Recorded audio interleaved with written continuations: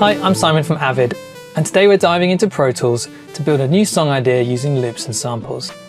To get you started, Pro Tools comes with a 2GB library of sounds from loop masters. And if you're using Pro Tools Artist, Studio or Ultimate, you also get monthly Sonic Drops, which are packed full of royalty-free samples, loops, presets and Pro Tools templates. Link installs your sounds into a folder called Sound Libraries, which lives in the Pro Tools folder inside your User Documents folder. The samples in each pack are divided into two categories, loops and one-shots. Loops are musical or rhythmic phrases that last for an exact number of bars. One-shots are single hits or notes. So if I come to the Windows menu, choose New Workspace Soundbase, this opens an area where I can browse and sort and search and audition samples. For now, I'm going to close the tags and advanced search areas and we'll just browse by folder. Sound Library's central folder is already selected, so I can see all the samples that I have. But I can also sort by individual packs by opening up the folder, and I can come in and look at my one-shots for this pack or individual categories, and I can audition. With loops, I can audition either at the original tempo of a loop by selecting here. And if I click this icon here, the little metronome, now I'm auditioning at the sessions tempo, which is 140 beats per minute, which I've set here. I usually like to start a project with a melodic sample. So I'm going to check out the Noise Engineering Modular Motifs pack. We can audition some sounds. Okay, I really like this sound, so I'm going to use this one to start. I'm just going to drag it straight into the timeline and it'll create a track for itself. I'm actually going to try to start with a slightly longer musical idea so we don't get stuck in working in a short loop. So if I duplicate this and move my play range across, what I want to do is change this in pitch so that we get a kind of chord progression. The track is already being warped by the polyphonic elastic audio algorithm. Pro Tools has assumed that I want to do that. Because I was auditioning in time, it will bring the clip in time with my session. But I can still adjust the properties of individual clips from here, elastic properties. So let's have a listen. I can change the pitch.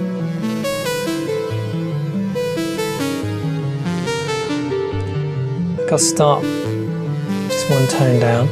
And if I want to add another change, I can actually just separate out another section to make it its own clip. If I want to listen to just this clip, I can hit the O key, which will bring my play range in sync with the edit selection. It's a very useful shortcut.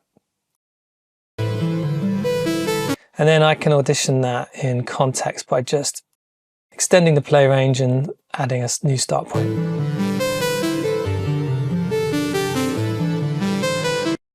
Okay, good. Let's start adding some beats. We'll add another layer. So I'm going to look at, let's say, the Eventide H90 drums, and let's find my loops.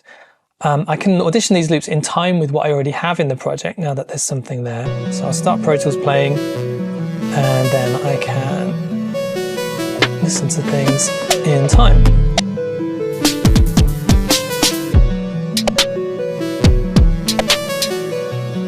Okay, this is the one I'm going to go for.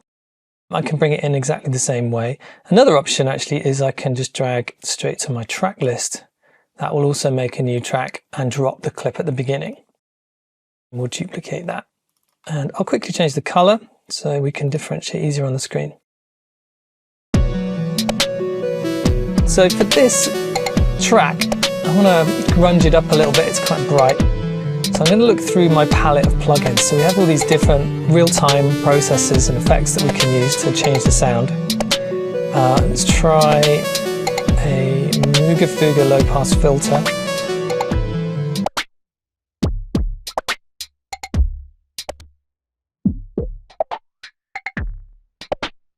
And as we get into a longer arrangement, I'll probably automate that. Okay, let's try something else. How about the kitchen kit?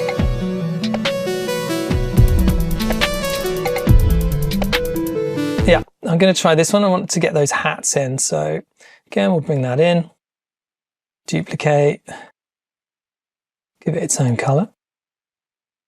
So for this one, it's the hats and that sharp snare that I'm interested in. So I'm just going to filter off the low end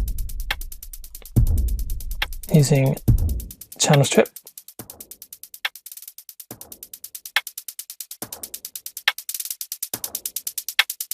Now we can move on to using some one-shot samples to add an 808 bass line and some more drum elements. So let's focus on the Ultra 808 pack. This is a collection of pitched 808 basses. I can audition in time. Same as last time, we just use the metronome icon to audition in time. If we find the one we want, we can just drag it in. Just going to bring this down in level a little bit, and then I'm going to copy it across to the other sections. So these two should be the correct pitch. The rest won't be because we've got some changes here. So I could actually use different pitches from the main pool, or I can use the same trick as we did last time and use the clip properties to come in and just pitch these to match. One's 4 down, this one was 2 down again. Okay. Now I actually would like to add some extra little notes in to make it a little bit more interesting. So I'm going to change the grid value so that I can make some cuts. And I'm just going to select and copy the start of this clip here. And let's paste in a note here. And I'm going to zoom in a little bit. Just want to match these kicks here. There we go. And I could actually use the fade tool to create a fade.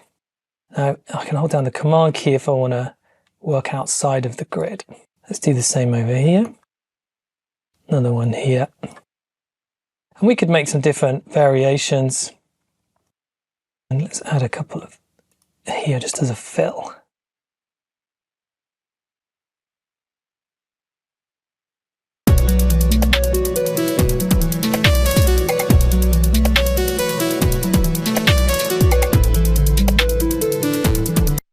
Now let's use a little secret sauce here with a plugin to add some interest to this sound. So let's use the white boost pedal.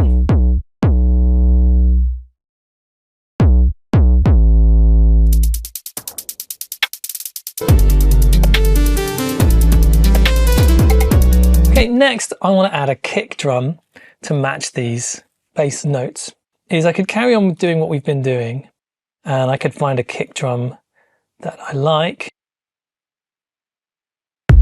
and I could drag that in and build something on the timeline. But another option would be to put these samples into a drum machine, into a plugin, so that it gives me a little bit more flexibility to create some more patterns. So what I'm going to do is I'm going to create a new track, instrument track. And we're going to add the groove cell drum instrument. So groove cell actually does have some default kits that use the sounds from the Sonic drops. And in fact, we're going to use one of those as a starting point, and then I'm going to change some sounds. So let's look at the modular percussion kit. It's got some really nice basic sounds. So I'm going to use this kick pad. I'm going to change it with the one from the ISO pack that I want to use. So I'm going to click the plus button, sound libraries, go to my one shots, and it was kick number 1. So I can actually come in here and make some other adjustments. I can adjust the pitch. And let's add some boost from the compressor.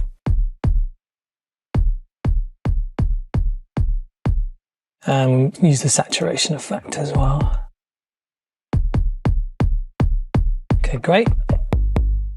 So at this point I could actually just arm my track and play in some drums from my keyboard. But I'm going to use a little trick here where I'm going to select everything in this track, my bass sounds, and I'm going to drop them straight onto that instrument track and choose to do a percussive audio to MIDI conversion. So that's actually going to drop in some MIDI notes. So I won't get them on exactly the notes I want them. So let's open the MIDI editor. And we'll move it down to the kick pad.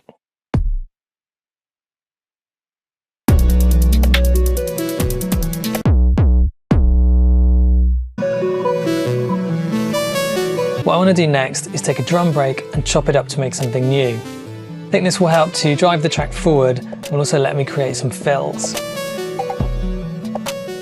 So we're going to start with a single drum loop from the mic Avid의 Sonic Drop. I've got the metronome connected again in Soundbase, which means I can audition in time with my track. Okay, let's take this one.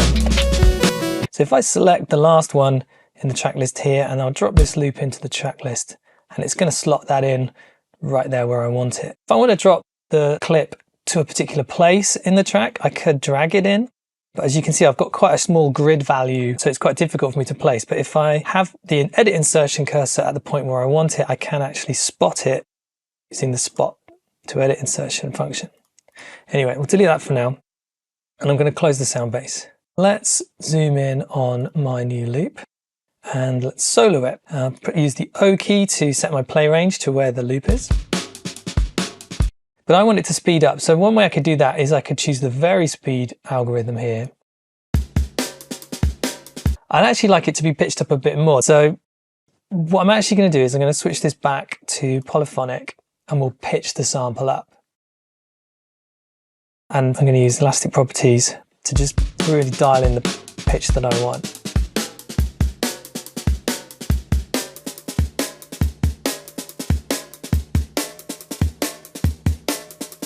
I think I'm going to go with 8 semitones. I also want to tighten this up a little bit. So I'm going to add a gate. So the gate is essentially going to just reduce the length of each of those transients. Let's see. So bring the attack right down to keep those sharp attacks. Now if I bring the release and the hold down, hear those hits really sort of getting tightened up. And I can just dial it back a bit.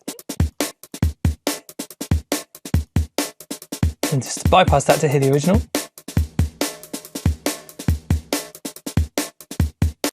Okay. And while we're processing, let's just EQ a little bit. I just want to bring up low end and the high end,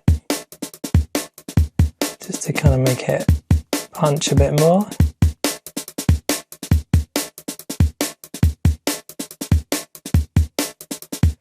And I guess if I wanted to be really cute, I could add some lo-fi effect.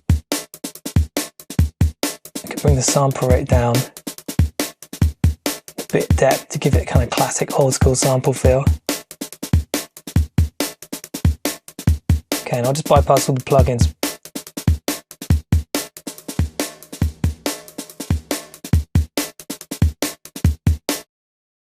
Alright, now one thing I can see looking at the sample here against the grid is this has been played kind of behind the beat throughout the loop. And that's great, that's the feel of this sample, but because I'm already going to be layering this sample against other beats, I need to tighten it up. I can simply hit the quantize button, and that's going to automatically warp all those samples into time. Alright, we're ready to start chopping up our sample. So the first thing I'm going to do is I'm going to duplicate it so we've got 2 lots of it. So I could just start chopping things directly here, separating out copying sections. I also have the option to come into the edit menu and choose separate clip. And I can actually automatically chop up the clip on the grid like that to 16ths, which is very handy, but as you can see, it's chopping up some of the longer transients. So I'll undo that. And instead we'll go with transients. So that's going to auto detect my hit and just slice up automatically for me. So that's great. Okay, I can start to make some creative decisions now. So the first thing I'm going to chop is take out this double kick at the beginning. And let's fill the gap with one of the hats. And I'm going to take the kick and I'm going to repeat it across to here. and snare to here as well. Give that classic kind of pattern.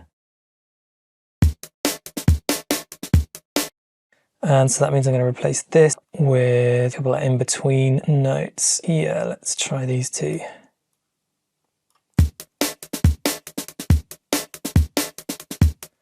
Okay. And let's take another snare for that last 16th.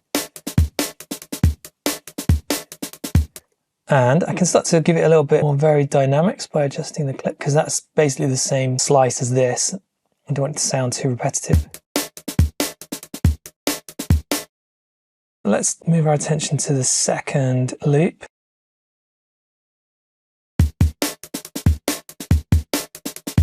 I think we'll leave that one as it is. So if I listen to the whole thing in context.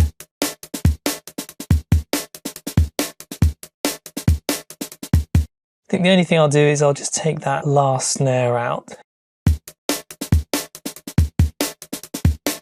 So that's my main break created, and I can start to use that in my song. To make it easier to move it around, I'm going to select that section and I'm going to group it. So that creates a single section or an object that I can use. I can name it as well. And I can start to use that in my arrangement. I'm going to switch to bars to make it easier to move around, and then I can place this wherever I want to put it. So let's try it here.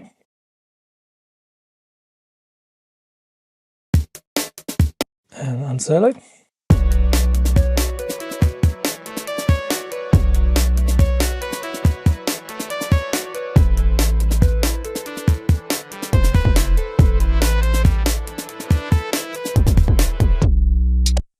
Okay, good. If I want to make some variations or some fills on this last section, I can ungroup and I can zoom in. And I can move things around again. So for example, let's take this section here, little loop here. So I'm going to put that there and duplicate it. Let's see.